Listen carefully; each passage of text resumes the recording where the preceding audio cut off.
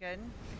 So this morning, you're going to hear your fellow students speaking about travel opportunities that they had over the summer in pursuit of service globally.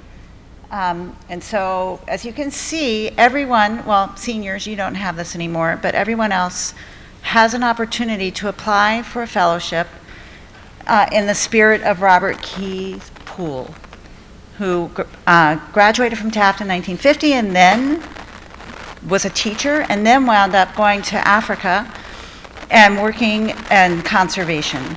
And in his spirit, his family and friends established this fellowship that you all are welcome to take advantage of by applying for a grant. The applications are due on the 20th. I'll send out an email with all this information. And is that me doing that? Anyway, here we go. Without further ado.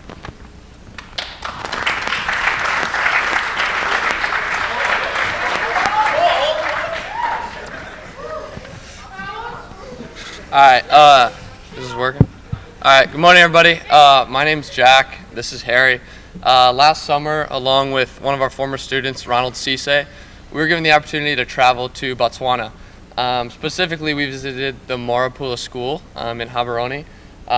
Some of you may know them. They actually the marimba band came and performed last year at Taft, and so we were actually able to go and visit them this year, which was a really awesome experience. Yeah, so Poole is located in Gaborone, Botswana. It's a day and boarding school, which was run by Mr. Taylor for about 20 years. It's similar to Taft in that it's pretty academically rigorous as well as a very diverse community. We stayed in the dorms with the upper schoolers, so pretty much all high schoolers and then 7th and 8th graders. An average day at Poole was we'd wake up, we'd observe classes for about 3 hours until lunch, and then we would go to this organization called Happy Homes, which is right over there on the bottom left. And then we would just basically work with kids, mostly elementary school age kids, for a couple hours, teach them math, English, science, whatever they needed. And that was really rewarding for us. Yeah, and then after Happy Homes, largely we would kind of break off and go our separate ways for the afternoon. That might have involved going and playing volleyball with the MAP students, or going on a hike, and just really involving ourselves in the Poole way of life. We would help out students with their film projects and really just immersing ourselves in the daily life of a MAP student, and really getting to know a lot of different people at the same time, which was a really, really great piece. Yeah, and we were fortunate enough one weekend to go stay at a student's house. So it was a farm about an hour from the city. And there we stayed with his family. It was really cool just to experience Botswanan culture. We'd work around the farm in the mornings, and we'd pretty much just hang out with his family, have a good time, eat the Botswanan food, and learn all about the culture. And so that was really fun. And then finally, we were able to spend a weekend traveling. We were able to go up north and see the incredible wildlife that Botswana has to offer, and get to also see Victoria Falls in Zimbabwe, which is the largest waterfall in the world. It's breathtaking. It's incredible. And really, we just want to kind of share our experience with you guys, and really hopefully inspire some of you to apply for these grants. We can't thank the committee enough for allowing us to pursue this incredible trip, and really we hope some of you will consider something like this, or find your own passion and find your own trip. And it really was life-changing for us, and we wanted to share that with you today. So thank you very much.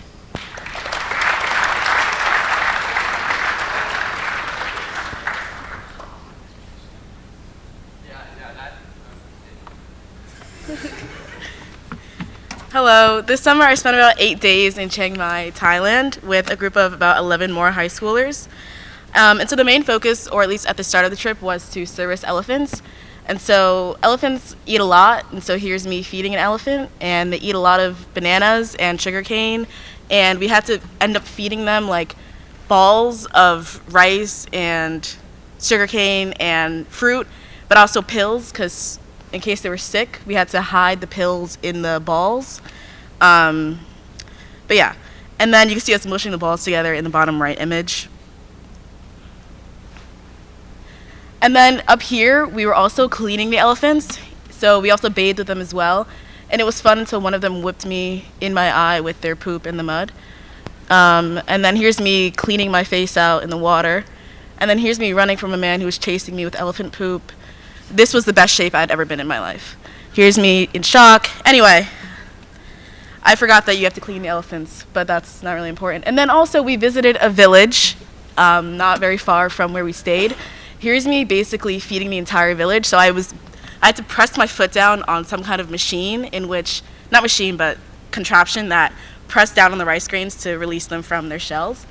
And then here's one of the women teaching me how to sew or curate one of the clothes that she was wearing. And then we also visited a rice paddy, which I fell in. And then here's the man showing us the rice paddy. And then here's me looking good. We also did a lot of cooking, because in Thailand, cooking is a way of showing your love and your appreciation for others. Here's my friend Melania, who actually attends Greenwich Academy. We talk all the time. Here's more food that we made. Here's me in a food coma. And then here's me trying more food. And then aside from the travel, we did a lot of other fun things, or the service, we did a lot of other fun things. We biked about 10 miles to a temple. Here's me post-bike. Here's a Thai spa that we did. Apparently spas and like massages are really big in Thailand. So I was sore. My back was sore and my crotch was sore for like 3 days after that. And then here is us in a food market. The food is delicious. It's so cheap and you can get it everywhere. Here's the temple we visited post-bike. And then some monks that we got to meet. This is us at a zoo where we saw a ton of water buffalo and other elephants and other fun animals. We went whitewater rafting as well. And yeah, so the trip in its entirety was so much fun, and I encourage all of you to take advantage of this really cool opportunity to travel wherever you want and service however you'd like. Thank you.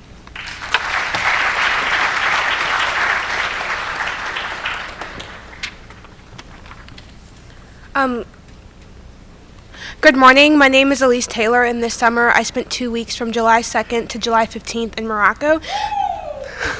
So, like many of you in the audience, I first heard about the Poole grant during student presentations in Bingham last year. It piqued my interest, and thus I applied. I want to be an Islamic studies minor in college, so I knew that a service trip to Morocco would be a fitting opportunity for me to immerse myself in a culture I had previously only read about in books. So this trip had two different components. There was a cultural immersion and our service work, obviously. As a group, there were 12 of us. We spent 20 hours volunteering in a village in the Atlas Mountains. There were 11 other people who came on this trip, and so while the number of students fluctuated daily, there was an average of about 25 students each day, and so the children ranged in age from 3 to 8 years old, and we worked with them in small groups to provide an individualized lesson to maximize learning retention. We spent the day teaching the children the English alphabet, numbers, basic conversation, and how to identify the weather, and other natural items such as animals and food. In the evening, we did casual activities, so for the children who were older, we played chess, and they taught us how to count in Arabic, and this was undoubtedly my favorite aspect of the trip. Our time with them was a shared experience. To clarify, we learned from them just as much as they had learned from us, and so while there was a massive language barrier, working with them felt like one of the most important experiences in my life, where I was reminded of the importance of patience and kindness. And then, as I had mentioned before, the other aspect of the trip was cultural immersion. So we visited 4 different cities. We stayed in Rabat, Casablanca, Marrakesh, and the Atlas Mountains. And so we had 10 hours of Arabic instruction, which was a really great way to briefly pick up on the language. And I still remember how to say common phrases. And so while in the Atlas Mountains, we did a 3-hour silent walk from where we were staying to another rural village to give school supplies to the children. And so in that specific village, there wasn't a government school, and so oftentimes if the children had wanted to go to school, they would have to walk the 3 hours that we had just trekked. But on this trip, like, the sights and landscaping were really beautiful, and we handed out school supplies. And then when we were in Rabat, we had these street donuts, which were like really, really amazing. And so whenever we saw them, we would stop and get them. And like by the time the 2 weeks had passed, I probably had about 20 of them. And then when we were in Casablanca, we visited the King Hassan II Mosque, which is the 12th largest mosque in the world. And for me, it was really interesting to see the functioning of a non-secular society. So no matter where we went, whether in Morocco, whether that be the mosque or the markets or just walking the street, you could definitely see the influence of religion on daily life. And it was just a really cool thing to experience. I loved my experience in Morocco. I have plans on doing a study abroad there in the future. And this is all thanks to the Poole grant. So if there is an interest that you want to explore, the Poole grant is an opportunity to do exactly that. Thank you.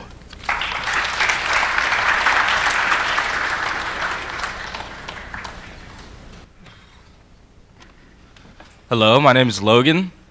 I traveled to Thailand this summer with the use of the Poole grant. I was over there for about a month.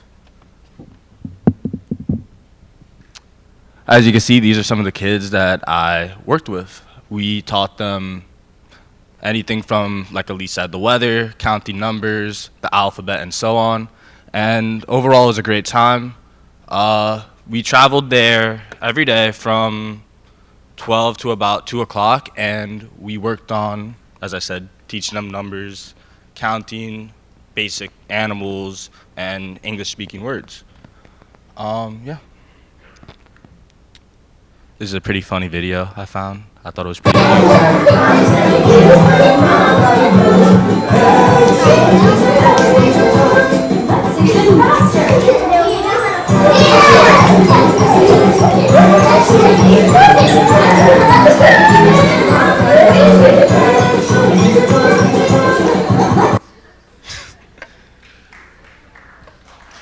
Okay, God, this is crazy. As you can see, the kids are really cute, and honestly, it was just a great time over there. But on a more serious note, my time there was pretty great, honestly. And when it comes down to it, teaching these kids, whether it was English or spending time with them, whether it was running around, playing games with them, and as Elise just said earlier, as much as I was able to teach them, I also learned something too. And it was a pretty emotional experience when I had to leave eventually. So, you know, like, as our people here said, if you want to apply for the Poole grant, you definitely should, because you're able to see an experience that you usually wouldn't see, and it's pretty emotionally great, honestly. So I would try that. And, you know, besides the kids, which are, of course, great, sometimes you get a bit of downtime, too. And, you know, of course, I met other people from across the world where they all traveled to Thailand, of course, whether they're from Europe, other parts of Asia, or even America. And in my downtime, I was able to travel to whether it was a different island like Koh Tao or experience some of the great food over there in Thailand. I got to visit some of the mosques and appreciate some of their culture too. So, as I said, if you want to apply, I really think you should. And it's really not that hard, and it's really worth your time, so I would do it. Thank you.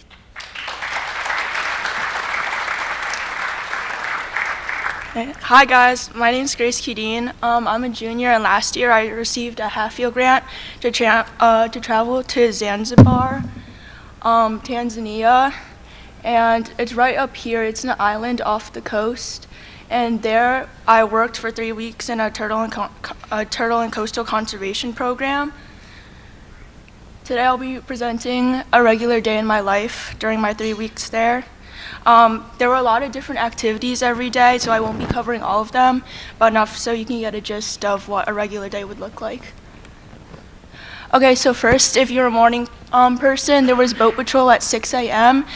This is where we would go on a boat and pass by stretches of land looking for turtle nests so we could relocate them to the hatchery we had. The hatchery protected the eggs and made sure that they wouldn't be eaten by predators or destroyed in bad weather. If you didn't choose to go on boat patrol, then there was beach and village cleanup where we just go around the local village, and then we would and along its beaches collecting trash, and then we'd come back to the camp and sort them into different categories such as plastic bottles and glass bottles. In Zanzibar, I got my pad-eye diving certification so I could participate in the coral farming. And in the coral farming, there were these little cages that we'd put coral in and glue them down to cement so that they would grow, and then we can put them back in the coral reefs.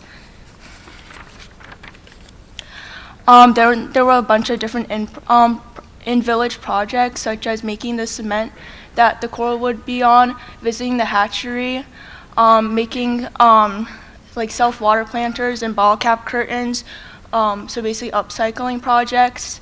And then we would, over there, we'd have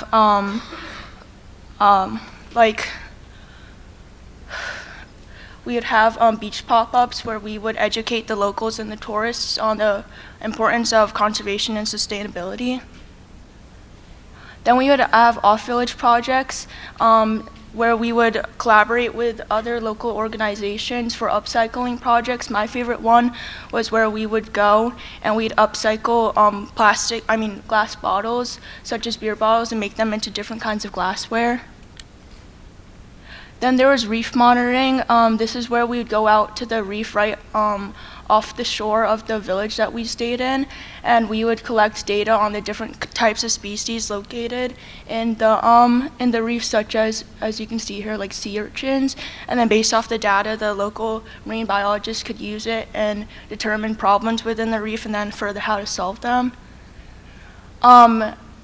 Our meals included rice-centered dishes, and then also dishes such as chapati, which is similar to Indian naan. We also had a lot of fruits and vegetables, and then there weren't a lot of processed foods or GMOs.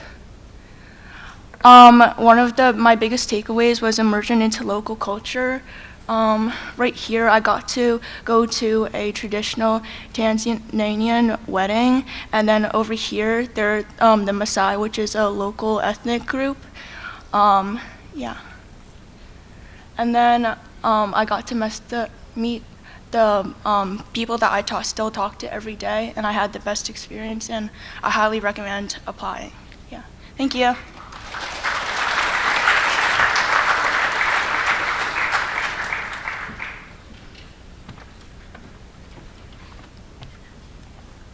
Hi, I'm Faith. I'm a senior, and with the help of the Poole grant, this summer I went to Argentina to a primate rehabilitation center. These pictures are kind of just the field that I was working in from the day to day. I was there for 2 weeks.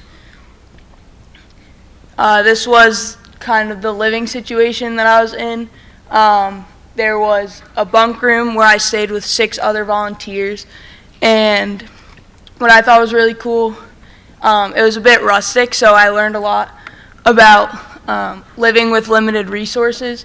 So each night, if we wanted to shower, you would have to heat the water up using sticks and creating a fire. And then there's also 3 meals a day, which we would cook ourselves in the same kitchen that we were using to cook for the monkeys.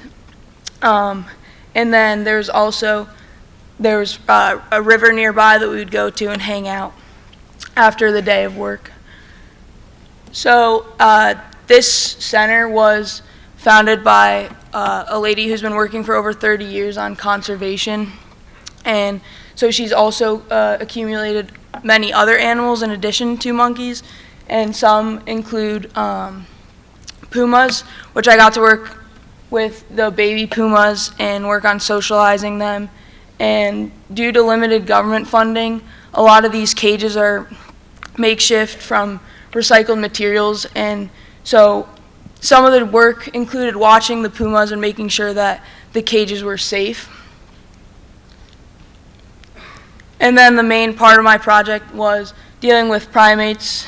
We would spend time cooking for them, and there were separate groups living in different parts of the woods, and we were working to observe some of them and make sure that they were grouped together in the proper way that they could interact and survive as a group.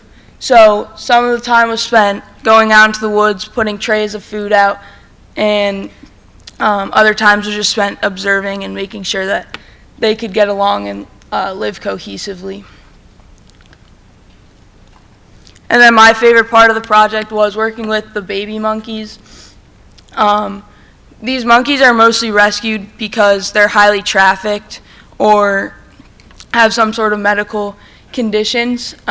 So each night we would go into this room and we would have to clean the cages. So we would release 2 monkeys at a time, and they would just be running around the room, and then when you're finished cleaning the cages, you'd have to pick them up by the tail, catch them, and put them back in the cage, which was very enjoyable for me. I thought it was a lot of fun.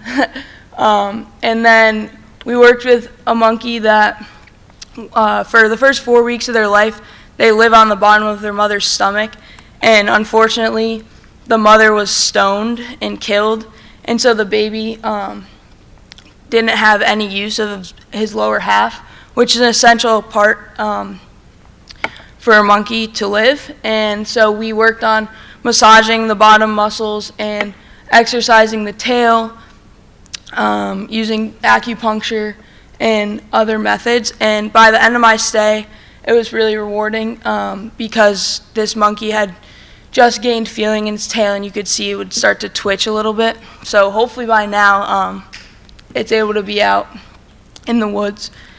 And yeah, the project overall was really exciting, an eye-opening experience, and I definitely realized a lot about just how important service is, and how if you're passionate about something, then you should definitely take advantage of these opportunities. So I would highly encourage everyone to apply, and I had a lot of fun. Thank you.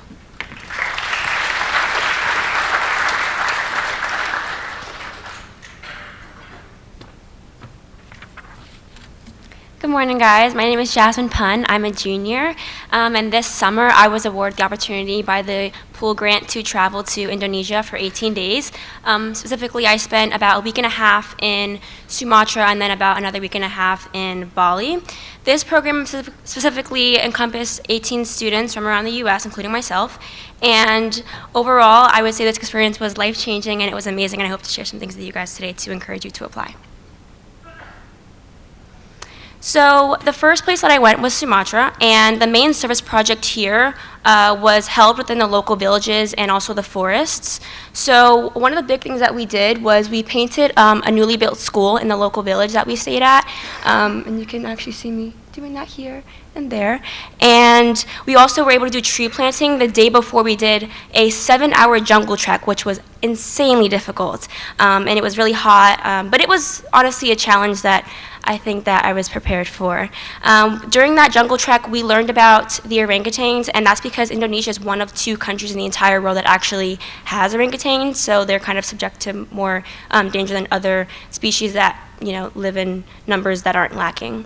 And then after our jungle trek, we had a nice reward. We stayed in a nice scenic area with water, and we were able to swim and hang out, so that was nice. And also there you could see me during the first 10 minutes of the jungle trek, and I was already sweating, so yeah. And then second place that I went was Bali. So the main service project here was reef conservation. So what we did, we cleaned underwater structures, and then also similarly to Grace, we made synthetic reefs with reef-safe ingredients, of course, and we planted them under the water to encourage reef growth. So for that activity, we were also required to become scuba certified, which I did my online certification before the trip, of course, and then I completed my underwater certification during the trip. And we also were able to let baby turtles into the sea, and that's me with my turtle. His name is Shiki, so hopefully he's doing well and out there and didn't get eaten, but I'm sure he's doing good. So that was really also pretty fun. And just kind of what is our daily routine looking like? So we would be up for breakfast and do that all together, and then we'd have our first service project around 9 a.m. And then we'd have lunch and a break where you could take a nap and also hang out with your friends. And then also after that we'd do our second service activity, which also usually encompassed some fun games that we kind of would combine that to actually make it a lot more interactive. And then after that, we'd go back to wherever we're staying. We would have a group free time where, again, you could kind of do whatever your heart desires, and especially in the local area that we were staying. We're always staying in local villages. And then we'd have dinner all together, and then after dinner, we'd have our evening circle, which the purpose of that was kind of to reflect on your day and to understand from your peers kind of what you learned, what you took away, what you want to bring to the next day of service. And then we were kind of in bed by around 10, give or take. And then some of the activities we did a lot of shopping, especially in Bali. That was pretty fun. So a lot of us girls were able to run around the stores and, buy some nice textiles and things. I actually bought a few dresses, which was pretty nice. And then we also were able to do some site visits. So, for example, the day after our jungle trek, we were able to visit a waterfall, which was pretty nice. Kind of scary, but it was pretty. And then we also visited a monkey kingdom, and I would just say that if you're going anywhere near monkeys, to keep your things on you, because I had a few friends who got water bottles stolen. And then also we were able to have these nice dinners. So after we left our location, for example, after we left Sumatra heading to Bali, and then before we left Bali going back to the US, our hosts who were kind of helping us around during our time there would take us to dinners, and we'd get all dressed up, which is pretty nice. So I would just encourage you all to apply if you're able to, because it opens you up to not only new experiences but new perspectives and ways of life from people around the world. And I think that cultural immersion honestly is so important for the soul, and being able to help causes that you truly care about is also something that I hope that would encourage you to apply. So thank you.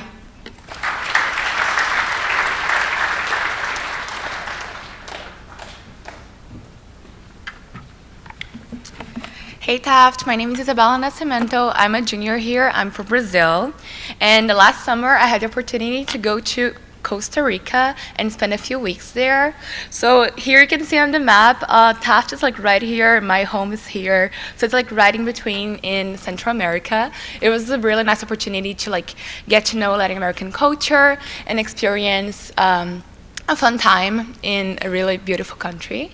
So I was there teaching English to a bunch of different people, and I decided to do this program, so that's why I chose it, because English is really, really important for me. This is my book from when I was learning English. That's my 7th grade book.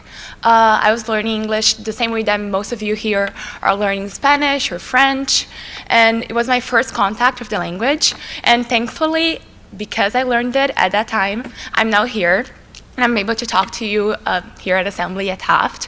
So I know like the importance of language learning, especially for like Latin American communities and people from developing countries, and especially in Costa Rica, that is like a country that relies heavily on tourism. I decided to go there and help some kids and some people out, like teaching them English and having that connection.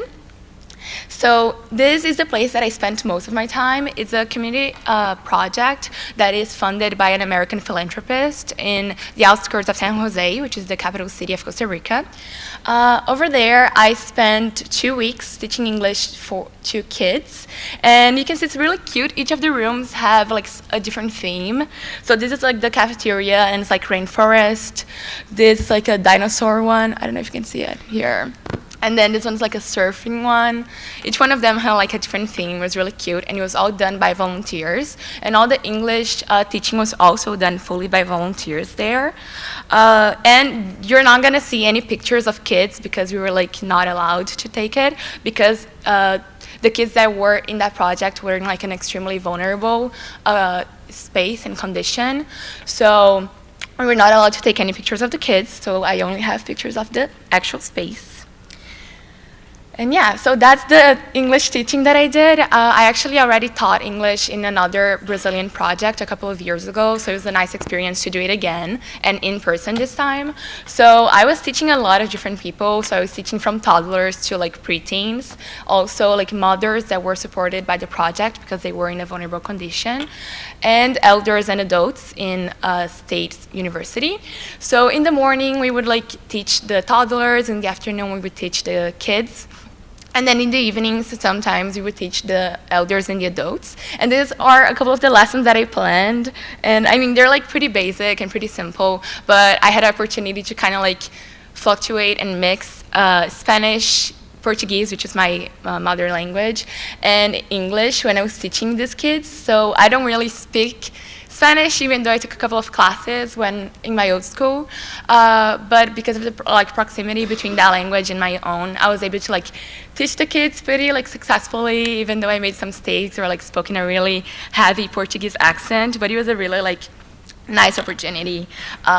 And yeah, so we taught like a bunch of different people for the whole day, but in the evenings we had a lot of freedom, so I was able to go out with like the people that were with me in the project and just go out by myself in the city because we were like right at the heart of San Jose and Cartago, so it was really, really fun.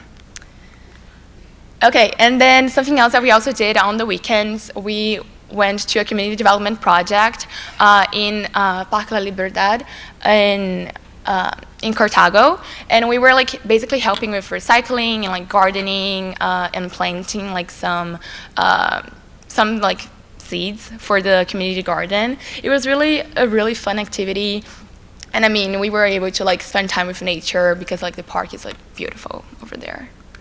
But besides that, I also had the opportunity to travel a little bit. So I went to Playa Manuel Antonio in the Pacific coast of Costa Rica. It was my first time in the Pacific, so that was like really, really nice. And I stayed at a hostel over here with my friend. We stayed there for a couple of days, and we were able to like explore the park and the beaches and everything. It was really, really nice. And a great opportunity to like get to know Costa Rican culture and like immerse myself in their local like costumes.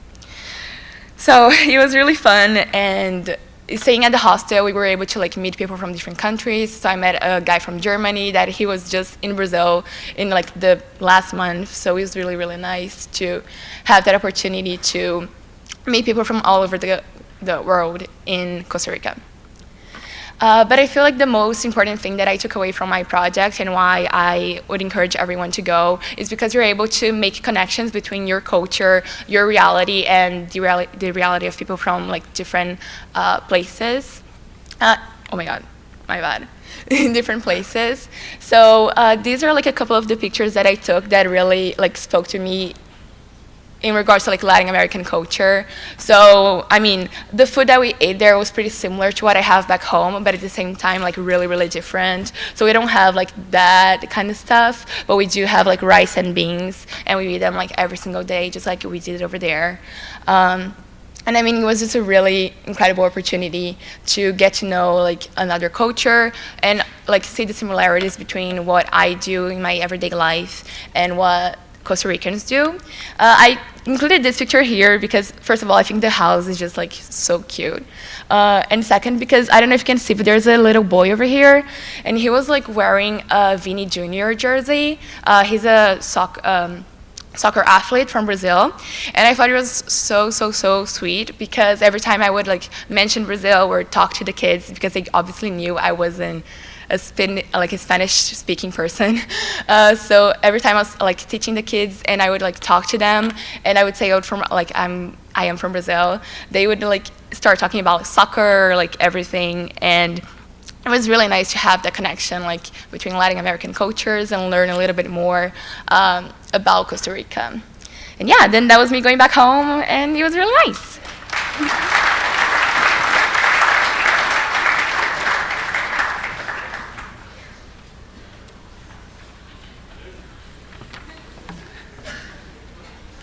Hey guys, my name is Charlotte. If you don't know me already, I know you guys want to get out of here, so I'll try and keep this quick.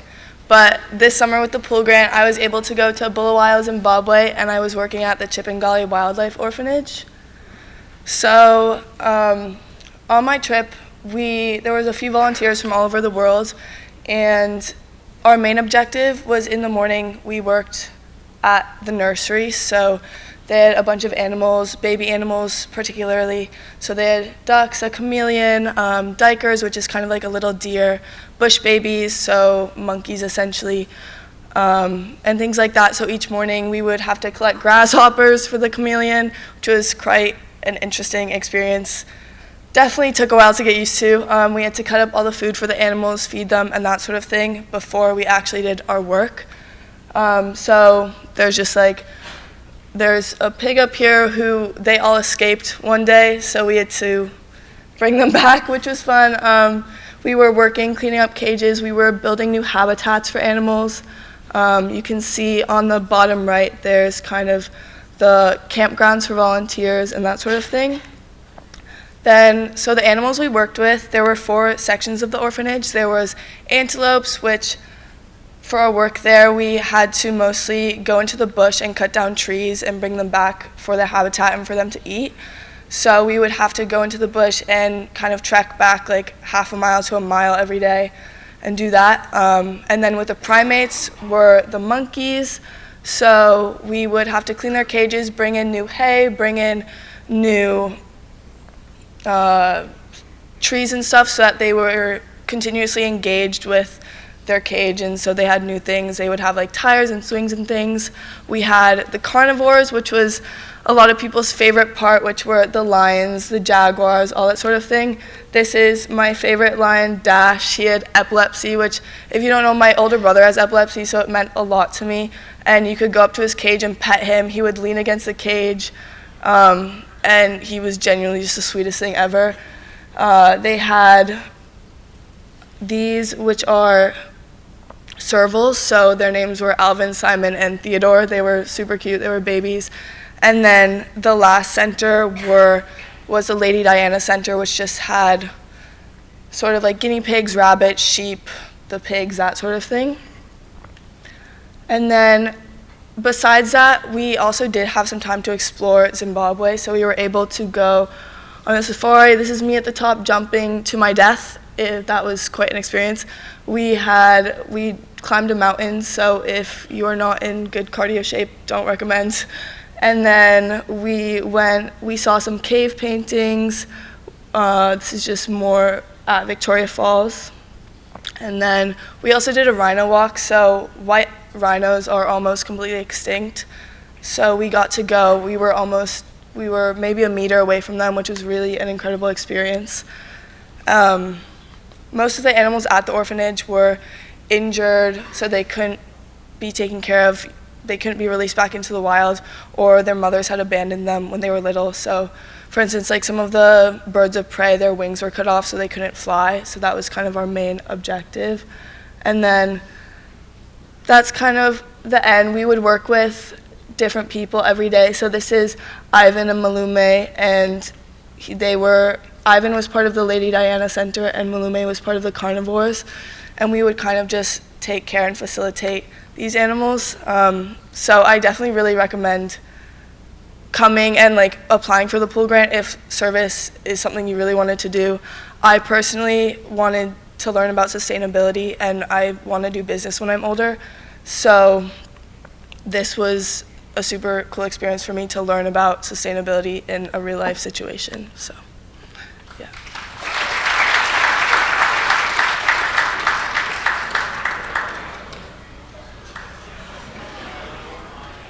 Guys, promise this is the last one, so I'll be quick. Okay. Hi, I'm Maggie. I'm a senior, and with the help of the PAGE grant this past summer, which, by the way, is the grant for students doing anything in medicine or healthcare, I was able to do public health and health sociology research at UC Santa Barbara. And my summer looked a little bit different, but I'm excited to share a little bit about my experiences. So, for a little bit of context, going into all of this, and when I was searching for summer opportunities to do, it was just lingering in the back of my mind that I had no idea what I wanted to do beyond high school and in college. And of course, that's completely fine and not something you should worry about at all. But I felt like I had a huge array of interests in a lot of things, and I wanted to take the free time I had during the summer to explore some of those. So when I saw that UCSB had a program in public health, and specifically one that was grounded in quantitative data science and applied economics approaches to research, I kind of jumped at that opportunity. So in terms of what we actually did, my program focused mainly on looking at health statistics in a large population pool, and so we were required to work with a lot of big data. My typical day in the life would look like a research lecture in the morning where we had time with our professors to talk about our research process and potential topics we were interested in. And then after lunch, in the afternoon, we had a computer lab where we were first taught the basics of Stata 17, which is a coding language used to conduct regression analysis, do data visualizations, and kind of see if within our data sets we had any variables such as sex or income level that could potentially influence health outcomes in different ways and in different populations.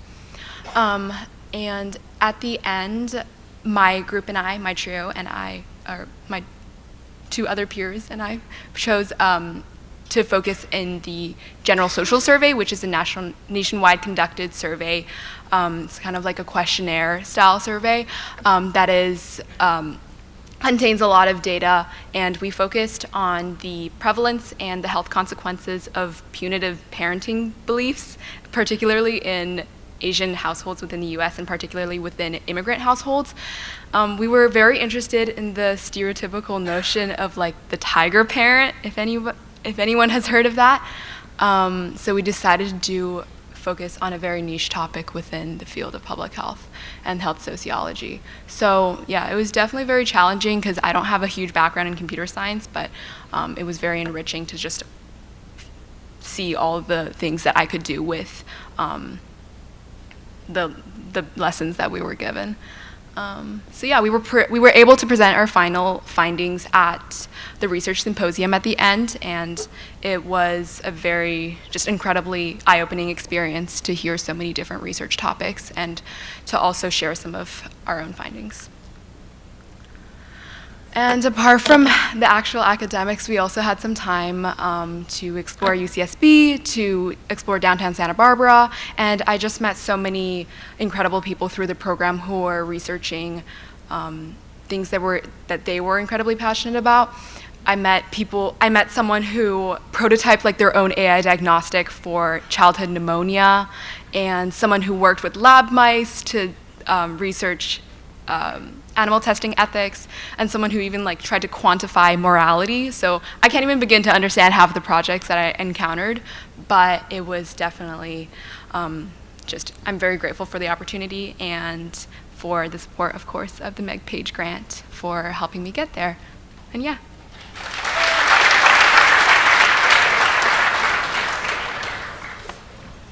So you guys have seen a lot of presentations today and on Tuesday. Apply if you are able to. Sorry, seniors, you all are not. But everyone else is welcome to apply. I know, I'm sorry. And really, it's if you have any questions, you can ask me. I'm about to send out an email with all the information that you need and the people you can talk to and the programs you can explore. But don't miss this opportunity. Thanks.